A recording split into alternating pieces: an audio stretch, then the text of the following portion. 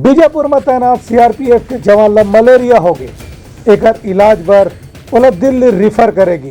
बीजापुर के 153वीं CRPF battalion के जवान ला एक गंभीर मलेरिया बीमारी के कारण आज जगदलपुर के अस्पताल में भर्ती कराई गिस। फिर वहाँ ओखर हालत में सुधार नहीं हुआ देखे के बाद डॉक्टर मन के कहना रही से कि एला दिल्ली के बड़े अस्पताल में भर्ती कराया जाए तो एकर बेहतर इलाज हो सकी। डॉक्टर मन के कहना है कि मलेरिया कोनो जवान ला होथे जो उनके बहुत ज्यादा गंभीर स्थिति में ही ओकर इलाज के तत्काल जरूरत रहथे। डॉक्टर मन के कहना है कि ऐसा इलाज दिल्ली के बड़े अस्पताल में संभव है। एकर पर तत्काल एक एयर एम्बुलेंस की व्यवस्था करे गए है, जेकर मदद ले जवान ला जगदलपुर से सीधा दिल्ली पहुंचाए जाही। एकर पर सड़क मार्ग से भी बीजापुर के जगदलपुर तक के पूरा रास्ता ला साफ रखे जाही ताकि इस जवान के एम्बुलेंस ला कहीं भी रुके के नौबत नहीं आवे। ब्यूरो रिपोर्ट उतलंघा न्यूज।